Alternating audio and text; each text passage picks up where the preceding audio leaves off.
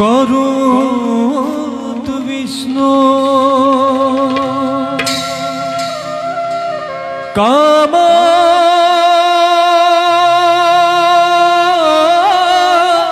কৌতিজিত জগত জনকুধাত সাধু বান্ধব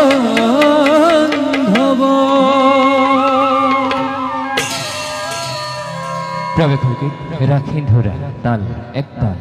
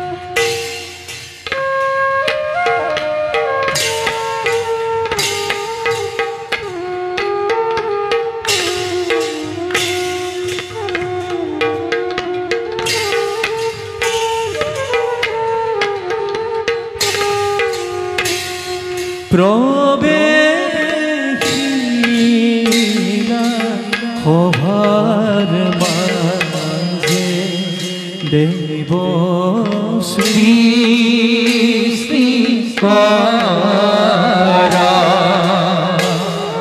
গহীন ধীর গতি দেখি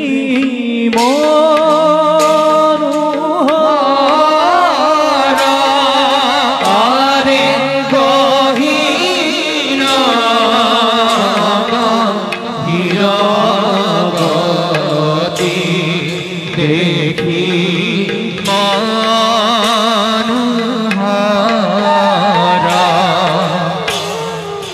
দেহি মতে পাইলা গুয়া সভাৰ ভিতৰ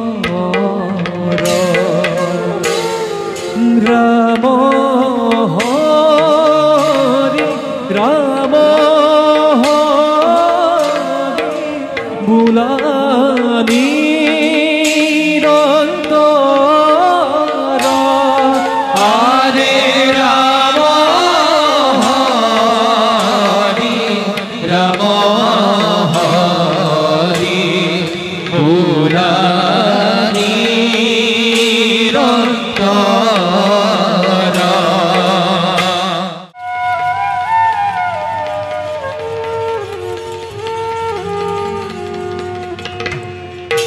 वंदे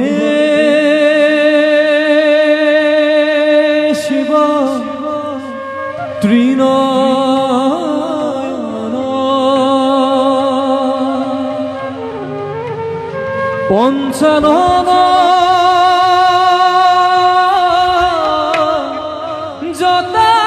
जटाधर चंद्रमणि गंगाधर अक्षमाला विभूषित व्याघ्रचर्म परिधार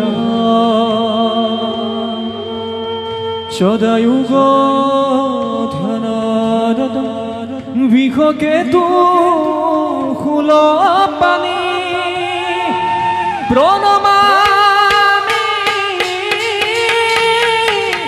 सदा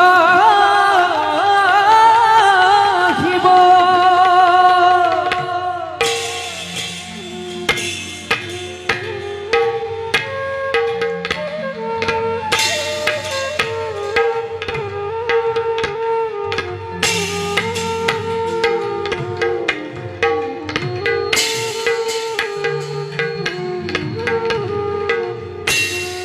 সভাত প্ৰৱেশ কৰে শিৱ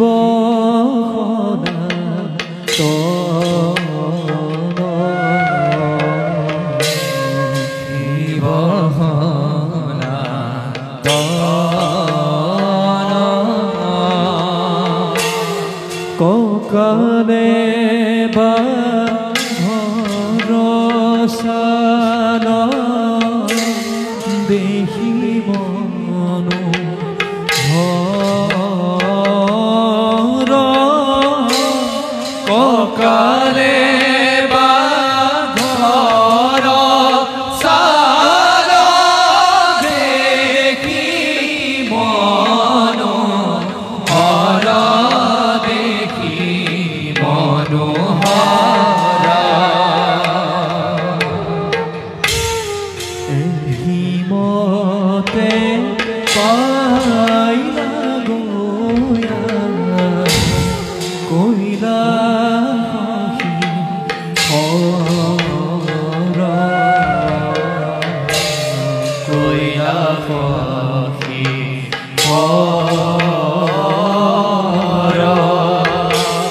শিৱ মহাদেৱ হৰি বোলা সৰ্ব জন শিৱ মহাদেৱ হৰি বোলা সৰ্ব জন বোলা সৰ্ব জন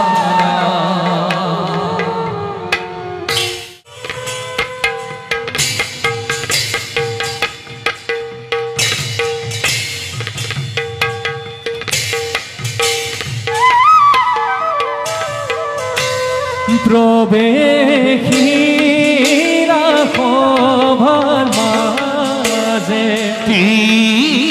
মূৰ্তি মালা পুত্ৰয়ে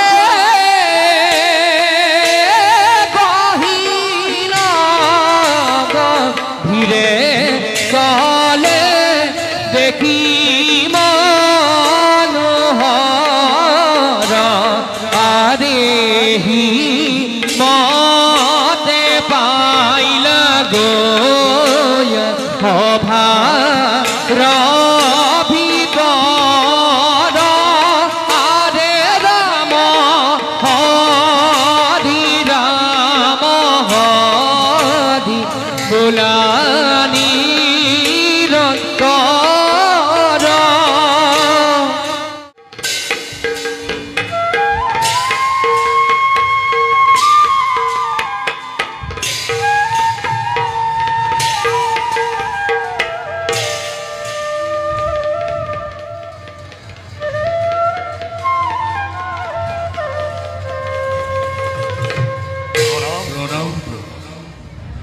প্ৰজাপতি প্ৰভু, আপনি এই বিশ্ব ব্ৰহ্মাণ্ড সৃষ্টি কৰিছে প্ৰভু। আমি বিষ্ণুৱে তাক কৰিছো পালন, আৰু ৰুদ্ৰই অন্যায় অধৰ্ম হলে সেইবিলাককে সংহাৰ কৰি আমাৰ এই সৃষ্টি ৰক্ষা কৰি আহিছে। এইদৰে আমি তিনিও অবিৰাম গতিত এই জীৱ জগত পালন কৰি আহিছো। কিন্তু হঠাৎ যেন আমাৰ সৃষ্টি ৰাজ্যত অজানিতে ক'ৰবাত ওলট পালট হ'ব ধৰিছে।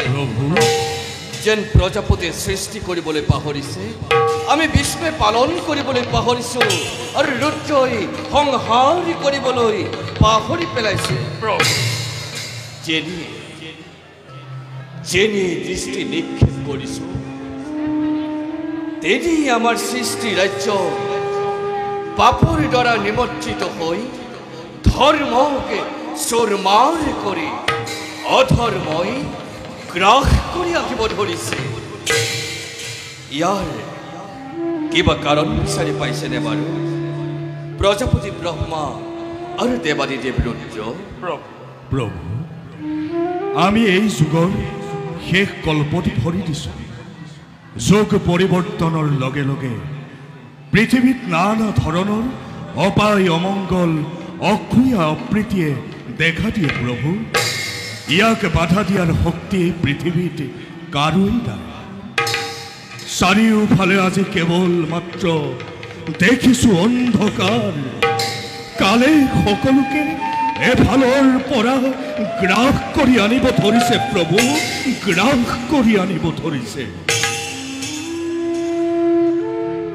এটা কল্প শেষ হোৱাৰ লগে লগে আন এটা কল্প আৰম্ভ হয়। নিশ্চয় সেই কল্পত যদি ধৰ্মই ঠেকি ল'বলৈ সুবিধা পায়, তেনেহ'লে তাৰ ফল অতি লাভ হৈ অনাদৰ অনাবৃষ্টি দূৰ হয়। আৰু যদি অধৰ্মই ঠেকি ল'বলৈ সুবিধা পায়, তেনেহ'লে তাৰ ফল অতি ভয়ংকৰ হ'ব। দুৰ্ভিক্ষ, মহামাৰী, কটাকটি, মৰামৰি আদি মহাপ্ৰলয় সৃষ্টি হ'ব।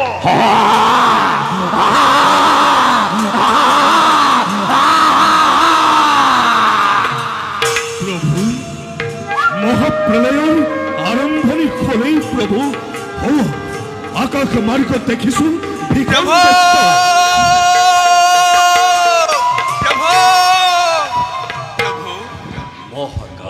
প্রভু, অকস্মাতে আবির্ভাব হওয়ার কারণ কি মহাকাল?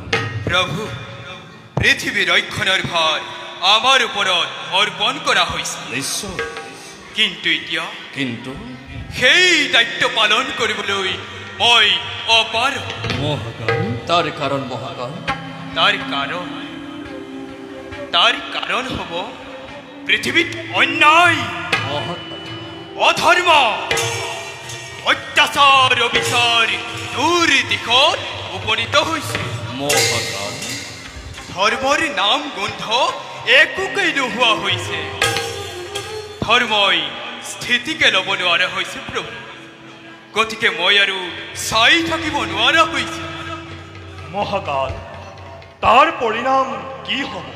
তাৰ পৰিণাম হ'ব পৃথিৱীত অতি ভয়ংকৰ। মহাকাল, পৃথিৱীত মহাপ্ৰলয় ঘোষণা হৈ মহাসাগৰ প্ৰাণীয়ে পৃথিৱী তল নিয়াব। আগৰ শিক্ষা সভ্যতা জ্ঞান বিজ্ঞান সকলো মহাপ্ৰলয়ত ডুব যাব। যাগ যজ্ঞ কৰিবলৈ ঋষিমুনিসকলৰ বেদ বেদাংগ একো বাচি নাথাকিব।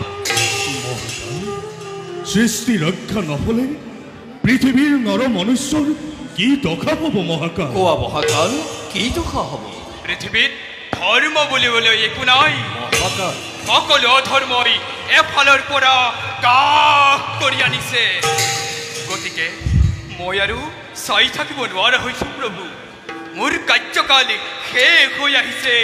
এতিয়া মই নিজ কৰ্তব্যত অগ্ৰসৰ মই আহিলো প্ৰভু। মহাকাল, প্ৰভু ৰবা ৰবা মহাকাল, প্ৰভু আমাক ইয়াৰ এটা উপায় দি চোৱা। ইয়াৰ উপায় হ'ব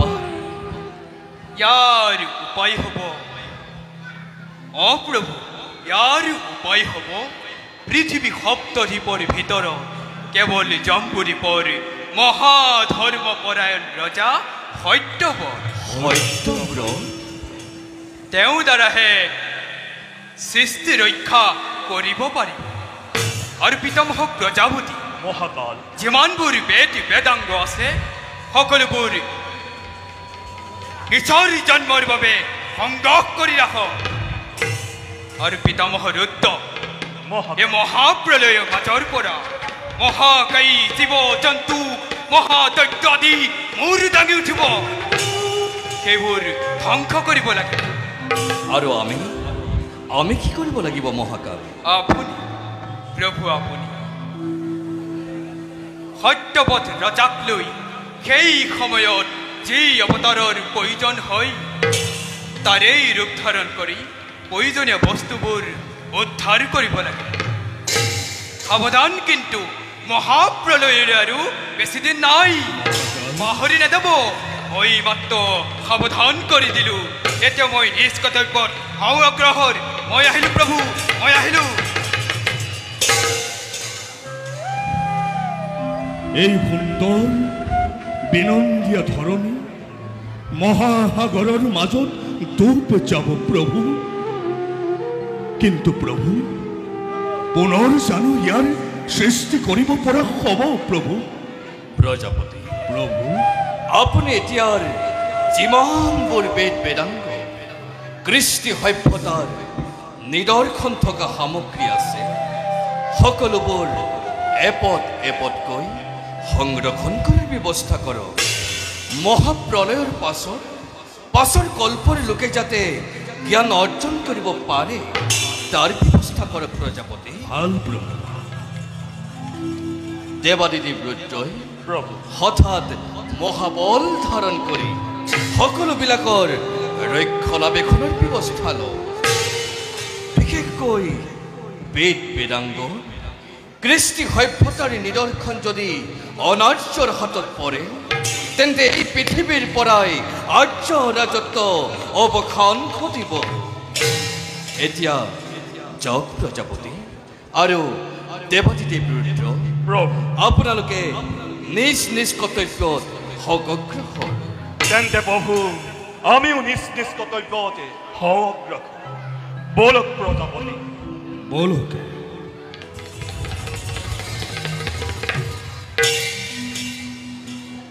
চাৰিওফালে কেৱল পানী আৰু পানী। সেই বিশাল জলৰাশিৰ মাজত আমাৰ নতুন কি এক অৱতাৰৰ প্ৰয়োজন হ'ব আমি নিজেও একো ভাবি পোৱা নাই। হৰি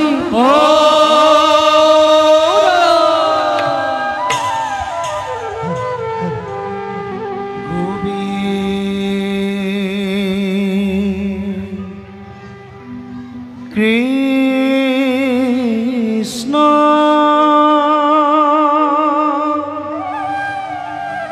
ও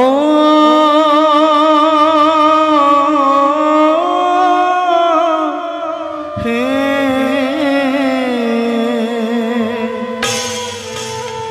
গোবিন্দ কৃষ্ণ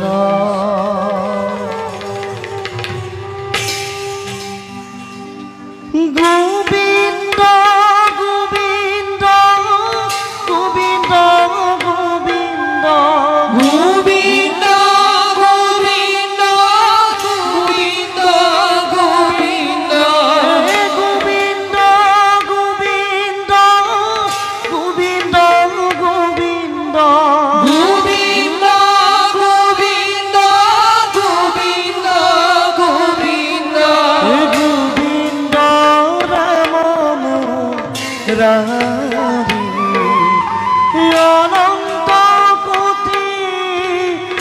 ব্রহ্মাণ্ডর অনন্ত কোটি ব্রহ্মাণ্ড হে অনন্ত কোটি ব্রহ্মাণ্ড অনন্ত কোটি ব্রহ্মাণ্ড হে হরি অধিকারী হরি অধিকারী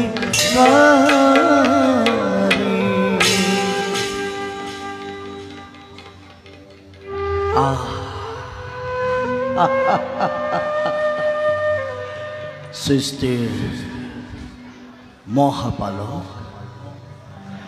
মহাপ্ৰভু ভগৱন্ত আজি সংসাৰৰ কিবা সুবিমল চিন্তাত তন মন বিভোৰ প্ৰভু প্ৰভু নাৰায়ণ প্ৰভু দেবৰেখে অকলে অকলে একেবাৰে গভীৰ চিন্তাত মগ্ন আমি জানো তাৰ কিবা সম্ভেদ পাম প্ৰভু দেবৰেখে প্ৰভু এক ভয়ঙ্কৰ বিপদৰ সন্মুখীন হৈ নাৰায়ণ আমি ব্ৰহ্মা বিষ্ণু আৰু ৰুদ্ৰ একেবাৰে উপায়হীন হৈ পৰিছো নাৰায়ণ এইমাত্ৰ দেবৰেখে প্ৰভু মহাকাল আবিৰ্ভাৱ হৈ মহাপ্ৰলয়ৰ আগজননী দি গ'ল মহাপ্ৰণয় মহাকালে কৈ গ'ল মহাকালে কি কৈছে এই পৃথিৱীত অলপমান দিনৰ পাছতে এক মহাপ্ৰলয়ৰ সৃষ্টি হ'ব নাৰায়ণ মহাসাগৰৰ জলধাৰাই সমস্ত পৃথিৱী ডুবাই পেলাব প্ৰভু কোনো কতো বাচি নাথাকিব নাৰায়ণ মাত্ৰ অসুৰসকল একেবাৰে ভয়ংকৰ হৈ উঠিব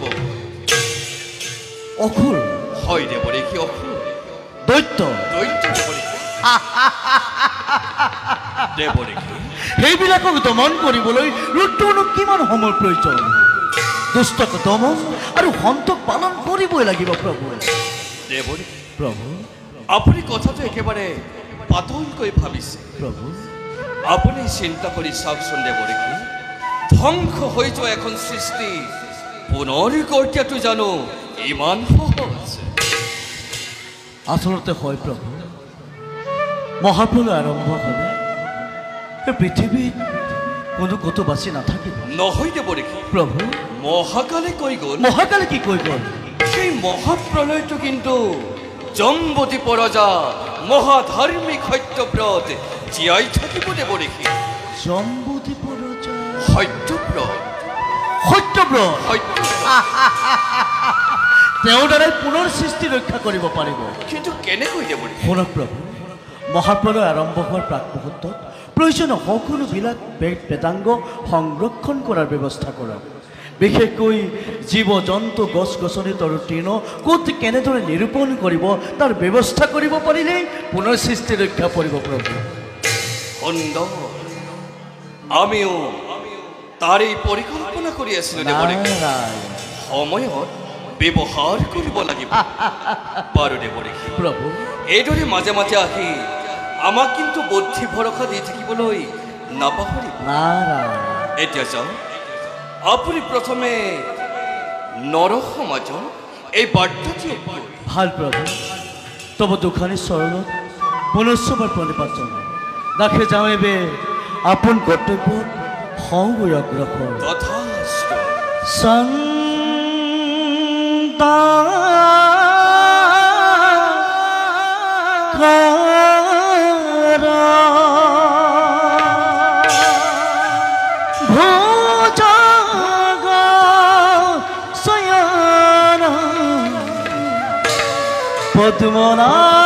পদ্মনাভম সুরেশ বিশ্ব ভারম গগন সতীশ মেঘবর্ণ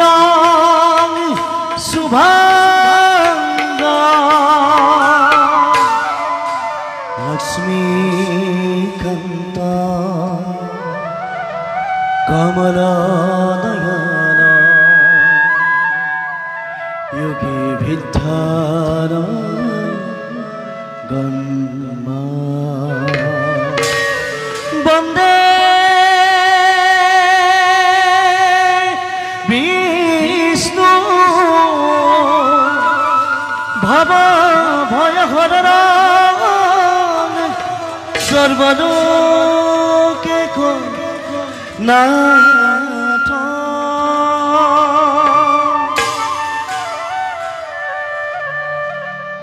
স্মরণ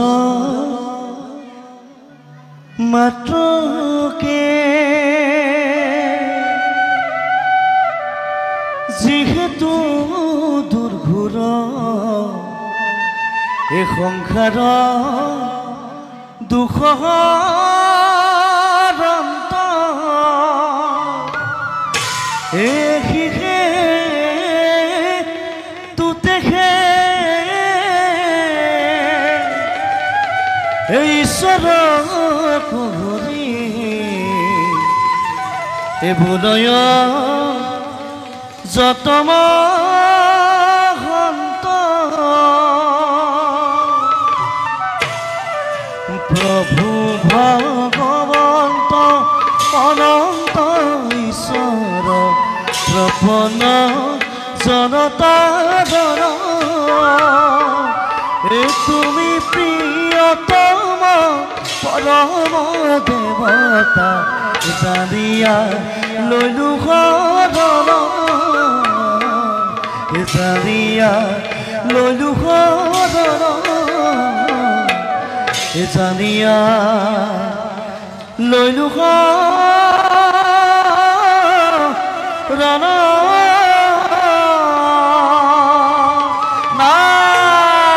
নাৰায়ণ নাৰায়ণ বুজিছো আমাৰো এক নতুন অৱতাৰৰ পালেহি সময় যাওঁ নিষ্কাৰ্যত মই সমগ্ৰ